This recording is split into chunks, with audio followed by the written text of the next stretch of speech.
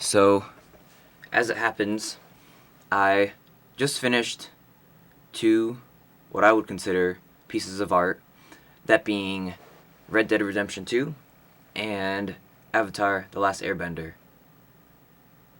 And the reason I'm talking about those in specific and why I say it's such a coincidence is because I would consider those stories to be very masculine type stories.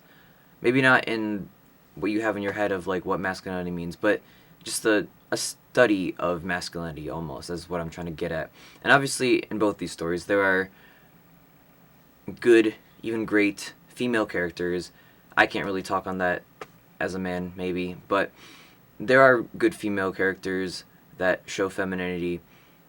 But if I'm being completely honest and completely real, these stories are very masculine, prominent, is what I'll say. But I think these stories are important because, I mean, people might say that there's a masculinity crisis or whatever they say. Um, I don't know. I kind of agree. It's a complex topic, but I just want to talk about these stories and how it relates to masculinity, how my definition of masculinity at least. So we'll start with Red Dead 2. I will say for both Red Dead and Avatar, there's going to be spoilers I'm going to sprinkle throughout. I don't have a script or anything, or don't have a plan for anything I'm going to say. So, fair warning, you have 3 seconds. Okay. So, Red Dead. The character that I'm thinking of, and if you played the game you're probably also thinking of, is Arthur Morgan. He's a very, of course, gruff and tough type of guy who takes no shit from nobody and is very, like, brute-ish. Maybe your archetypal, almost, image of masculinity, right? He rides the horse, he shoots the gun, he protects the woman and the children, that kind of stuff. But,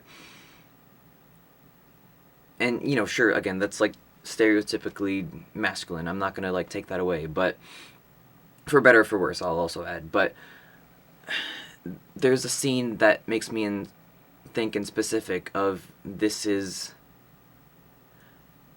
a very powerful scene, right? It's a very, I guess for lack of better words, it's a very masculine type of scene. And it's the scene where Arthur runs into one of the sisters from Saint Denis at the train station when he's maybe, I don't know, a month out from dying of tuberculosis. And he's talking to the nun. I'll try to recreate the conversation off the top of my head, but he's kind of talking and joking around, like, how's it going, this and this and this. The nun says, oh, Arthur, you're a wonderful man. And Arthur's like, no, you don't really know me like that. I'm a bad man, I've done terrible things. And then the nun responds, well, from the way I see it, whenever I see you, Arthur, you're always smiling and helping people. So, literally in my eyes, you are a good man. And then Arthur just kind of doesn't really know what to say. And then he has a coughing fit, basically. And he's just dying of his cough. And sister's, like, concerned, like, are you okay? Like, what's happening right now? And before Arthur kind of would shrug off any sort of concern for his well-being concerning his tuberculosis, when, I don't know, I'm trying to think, I mean, when any character would bring it up, like, hey, are you okay? He'd be like, oh, I'm just doing fine, just peachy, right? I'm just doing fine. Kind of rolls it off with a little quip. But for some reason, maybe it's just the fact that the person he's talking to currently is a nun, he feels like he can open up to her a little bit. And he tells her straight up, like, I got tuberculosis. I got it from beating a man to death over a few bucks. I'm not a good man. And the nun kind of reacts in a surprising way, at least to the audience, surprising. She says, again, I think you're a good man based on what you've shown me. You have been a good man. And I'm laughing because it's almost like that's so opposite of what the actual truth is. But anyways,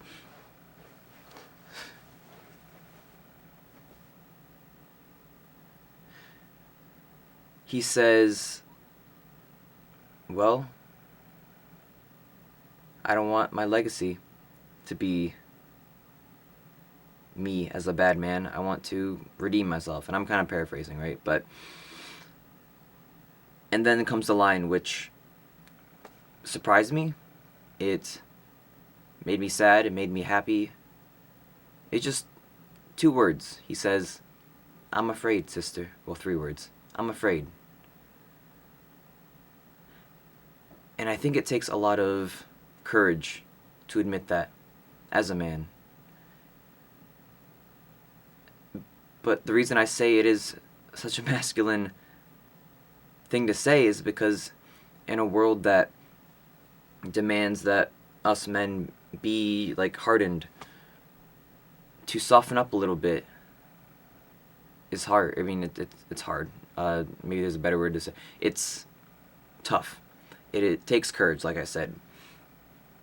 And to me, at least, masculinity is not about being the toughest. It's about being faced with something that's difficult, knowing it's difficult, maybe even being afraid of it, and still doing it anyways.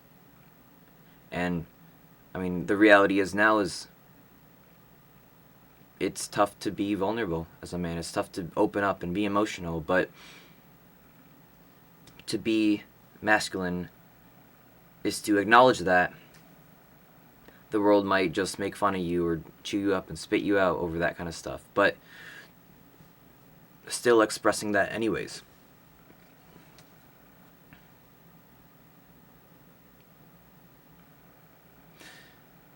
Red Dead 2 is such a good game. I didn't think I would like it at first. After the first chapter, I'm like, this is the kind of game I'm playing, but once it hits like chapter 3, chapter 4, then you're like, okay, well, this is the type of game I'm playing. What a great story. And what a inspiration to me, at least, and I mean probably also other men in this world, to have a character like Arthur Morgan, to see his story, how it unfolds, and almost, I guess, aspire to that. And, okay, I said the second story I would talk about was Avatar: The Last Airbender. I talked about this a little bit on the last video because I just finished it an hour ago at the time of filming that video, and I was still kind of taking it all in, but I've had a night, I've had a number of hours of sleep to talk about it or think about it. And again, it kind of comes down to that same thing of, in a world that demands you to harden up, it's more masculine to let your guard down, and that goes with so many characters in this show. I think the most obvious example is Aang, obviously the Avatar, where, again, spoilers, oh my god, but at the very end, he doesn't want to kill Ozai, and he wants to find another way, but everyone is telling him, you gotta kill him, you gotta take his life. His friends, even the manifestations of the other avatars before him, are telling him there's no other way, you gotta kill him. But he's like, no, I'm not gonna do that, because that goes against my personal morals. And eventually, he learns how to take away bending powers from individuals as the Avatar. And so he takes away Ozai's firebending power instead of taking his life. And again, I think the courage to, I guess, go against what you're told and do something your own way because you think it's the better way and it's the more peaceful way almost, I guess. I think that's more masculine than just killing him. You're saying, no, I don't believe in this. I don't believe in killing. I'm going to do it my way, and then having it work. That's one of the most like inspirational things I've ever seen, at least in a long time. And one of the most masculine things, even though Aang is like a child in the show. I think that's a whole discussion on that show of like age versus responsibility, because all the characters in that show pretty much are a lot younger than you think. Even Iroh, General Iroh, he looks like he could be in his 70s, but I looked it up. I think he's like in his mid-50s. So, you know. But even on Iroh, that note, he loves games. Pai Sho is his game. He loves tea and he loves music. I think in maybe, again, a more traditional masculine or whatever stereotypical masculine definition, those things would be considered weak or even feminine. Not that feminine is bad, but like it would be considered weak and feminine. And I mean, again, I guess just to clarify, there's not any weakness inherent with femininity. I think there's a lot of strength in femininity, but I'm not qualified to talk about that. What I'm just trying to say is that music, arts, tea, fun games, that's not something you'd associate with like the rough and tough type of guy that masculinity often is stereotyped as. But funny enough, I think that he is one of the most masculine characters in the show because he's able to let go of, well, I guess his ego. He's able to let go of his ego and accept that he likes tea and he likes music and games. And he's not ashamed to show it. He's not ashamed to share it even.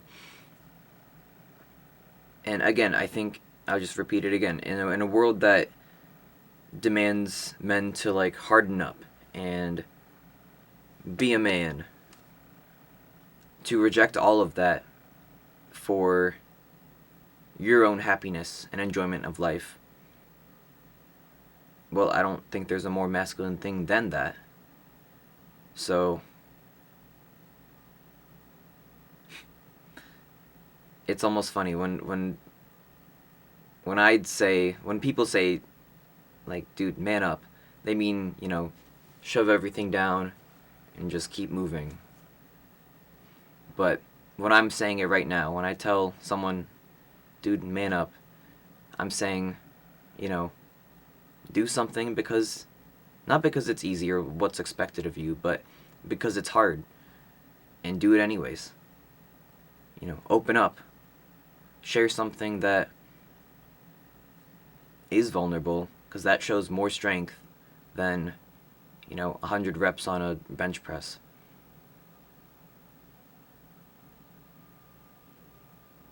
But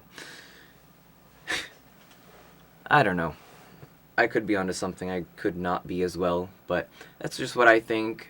My perspective is perhaps different than a lot of people's out there, obviously due to my own experiences, but I love to hear other people's experiences too. I mean, hey, this is just a discussion. This is not really a video, I guess. It's just me talking to a camera. So, hope you enjoyed what I had to say, or at the very least it made sense. And I'll catch you guys next time. Peace.